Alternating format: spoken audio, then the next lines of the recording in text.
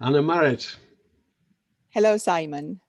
good evening, and first of all, happy Sami National Day. Oh, thank you so much. Happy Sami National Day to you also.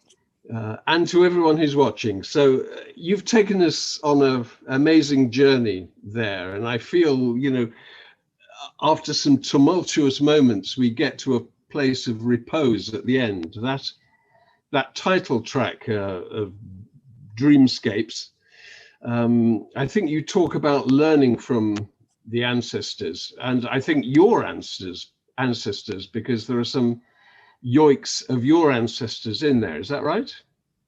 Yes, that's exactly right. For this project, I have been searching for the yoik melodies of my families from the archives, and I truly feel that that I'm learning from the elders. But now it's like learning from the recorded elders, actually. But it's so great that they are there, because so much of the yoik tradition has disappeared. So it's like a really important way. How can we learn it again somehow? Because your grandfather was a yoika, a singer, but you never knew him, did you? Well, I remember him, but I was so small when he passed away, so I didn't get a chance to get to know him really. But I have heard him yoiking in the archives, and that was a really cool experience as well. So When yes. when you use these family yoiks in your music, do you actually sing them? Do you quote them? Or is it somehow just more being inspired by them?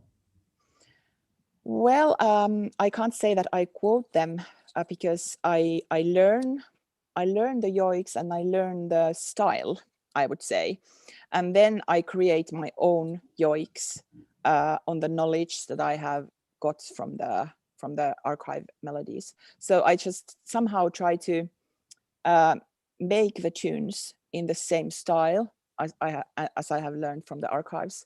So that is the old yoiks. That's the base, but then I'm like starting from there and then creating my own, and then I'm not even staying in the style anymore. So I'm just totally going to my own artistic path. Okay, so they're a starting point, but then you're going your own way. Um, is there a reason that you don't, for instance, sing your grandfather's personal yoik? Is it somehow not done? Well, yeah, maybe I could, but I don't want to, because I respect the yoik culture so much, and I respect my grandfather.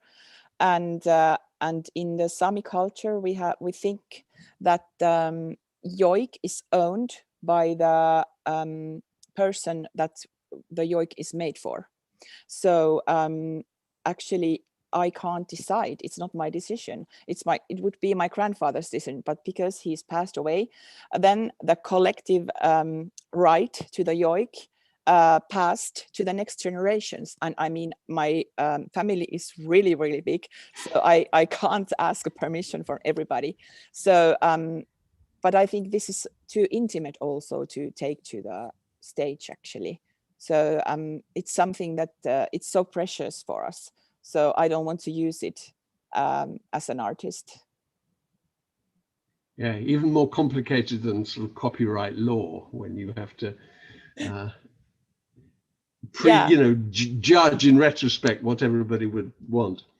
Um, no, yoiks are obviously central to Sami music and the voice. Um, what is a yoik for you? What does it represent? Is it a tune? Is it a mood? Is it an image? What exactly is a yoik for you? Well, yoik is for me, it is a certain melody. I don't feel that I can like do a big improvisation. Like it's the melody, and then I do like small things inside of that. But the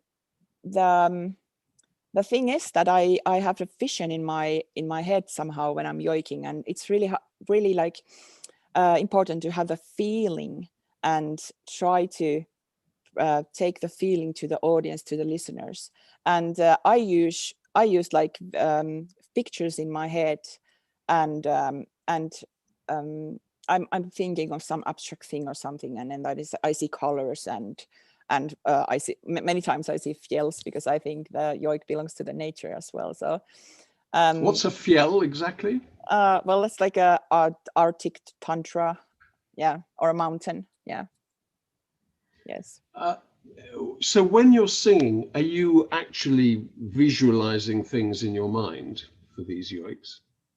Yes, I am. And in these particular yoiks in this project, I chose to yoik like abstract phenomena.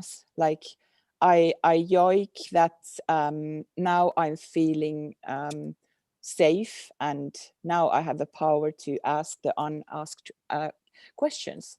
So I like I yoik about my feelings, and I yoik about the process, how it was to find the yoiks of the ancestors. In the performance, there's obviously 3 musicians there, but another ingredient is the visuals, and your visual designer, Maria. And interestingly, a lot of the designs of her designs are abstract. We did see at one point some huskies and some sleighs and things, and so on. But on the whole, they're abstract things. And how do you work with her? Do you tell her the images for a certain song, or does she somehow intuitively guess them? Yes, we talk a lot, and she wants me to explain the song, the yoiks, and what do they mean, and what do I see in my head, and what do I think about. And Maria is so great in like understanding what I mean. And I think because she has known me for a really long time. So she knows what this process means for me to take back the yoik tradition. And also she knows the phenomena of the culture, of the Sami culture. So it's quite easy to work with her. And it's so great how she creates this, she creates the, what I see inside my head, and she creates it to the screen.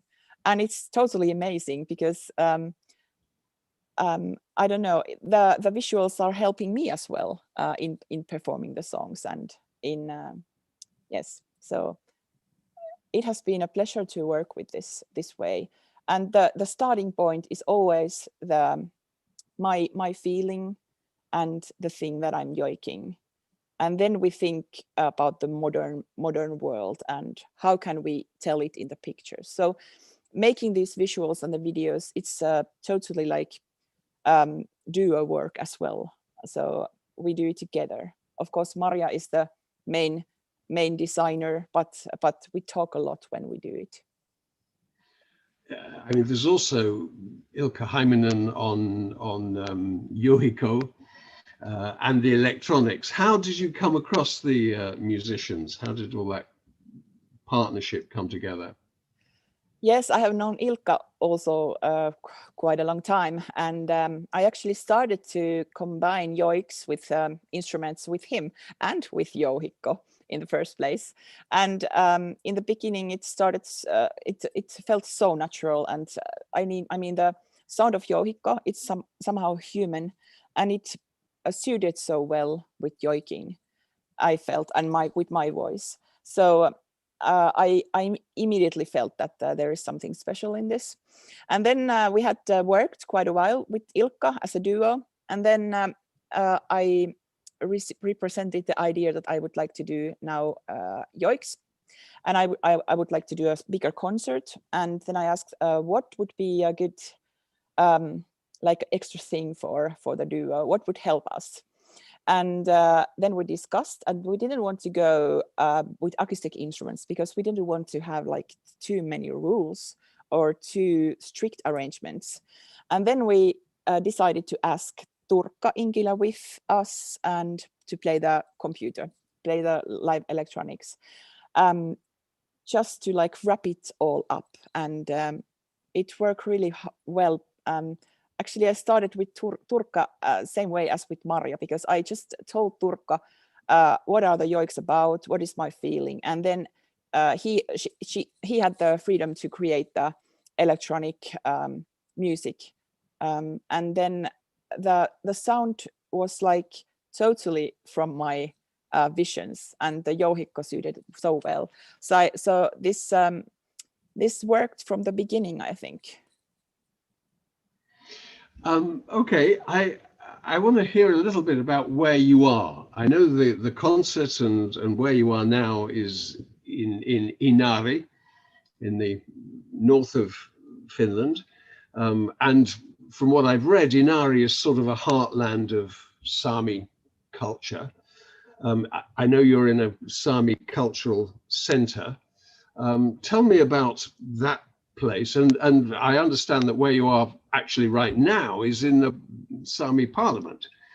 And then also where you live, which is right on the Norwegian border, I think about as far north as you can go in Finland. Yeah, exactly.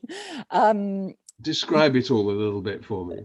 Yes, actually, I am from this village called Inari, and so Okay. this is like my hometown. And this is like, we say that this is the capital of Sami in Finland, and we have all the big things here, like the Sami Parliament and the Sami Radio and the Sami School and so on. So and now I'm inside the Culture House Sajos, and actually, yes, I'm in the Parliament Hall. So this place is quite special. It was built almost 10 years ago, and it gives us Sami artists living in this area possibilities to produce like concerts like you saw just a few minutes ago. So it's a huge thing actually that we have this like technicians, and we have a really big concert hall and great devices there. So it's great.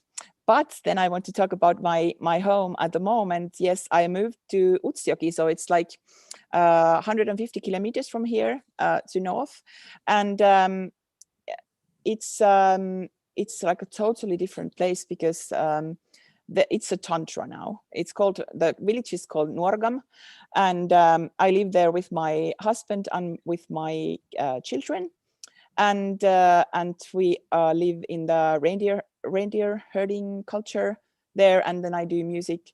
So that's a wonderful combination, because I have the beautiful nature there, the beautiful Arctic nature there that inspires me so much, and then I can be part of the traditional life through my husband's livelihood, and I can bring up my children to the reindeer husbandry. So I think I'm living a dream actually right now, to be able to combine all of this.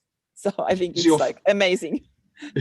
Is your husband involved with reindeer? I know your father wasn't he?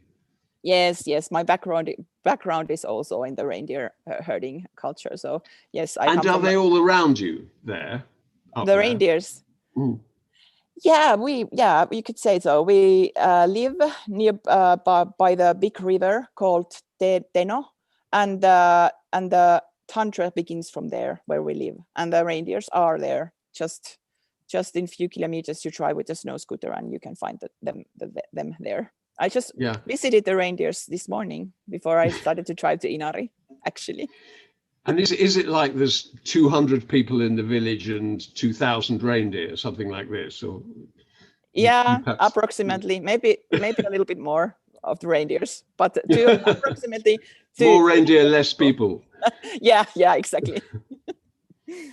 And tell me about the concert hall where you were performing. I mean, if there'd been an audience, how many would there be in that hall?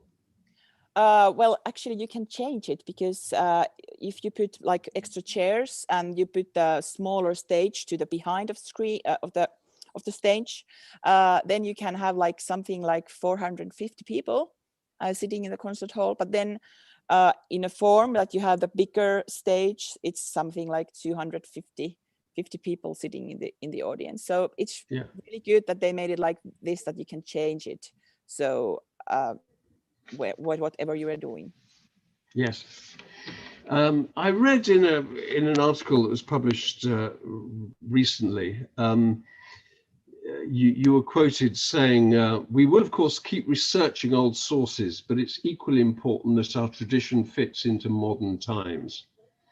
And it's clear from the concert that you're going back, but also it's the sound is very contemporary. There's electronics flying around everywhere.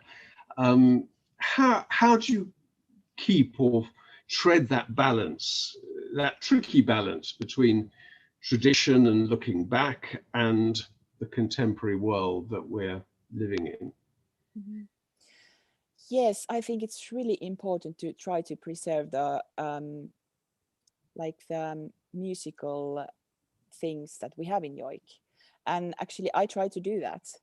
But at the same time, it's really important that we have also more pop music and music in Sami language that some like younger people like to listen, because it's that is also tradition. It's our popular culture, and that's a new tradition. And it's also really important to make yoik culture live in a new form, and get like more people involved with the culture. And that's the modern yoik. I think also this what I do. It's modern yoik, but it's more like, maybe my thing is more like old modern yoik, or modern yoik in an old style.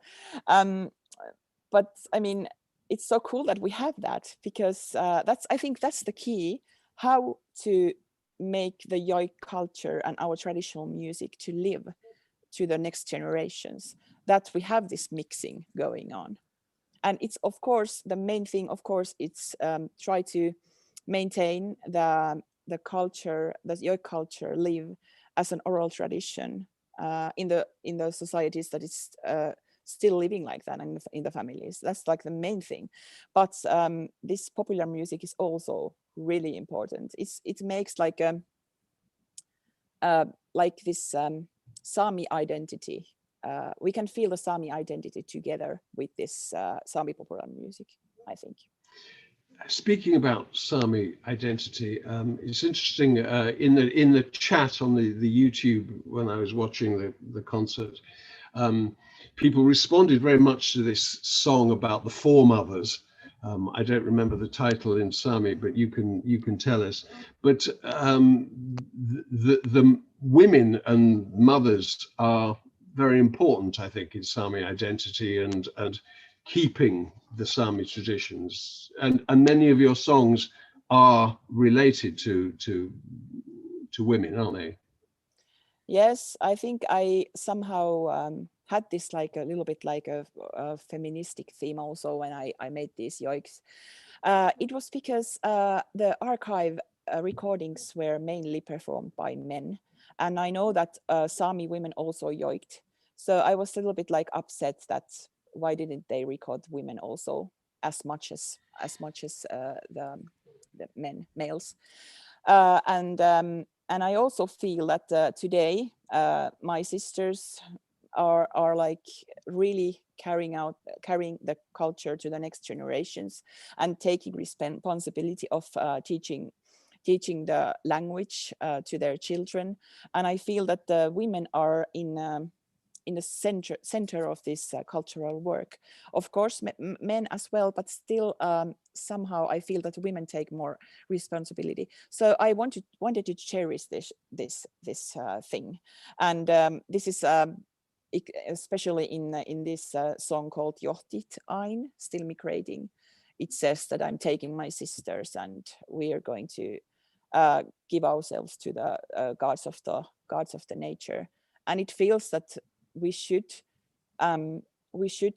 remember to respect the nature and have strength from there, and we should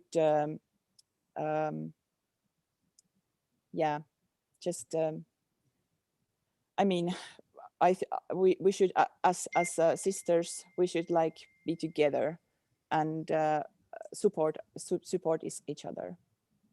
Certainly, that song you mentioned, which was the penultimate one in the performance, is, I would say, quite anthemic and has a.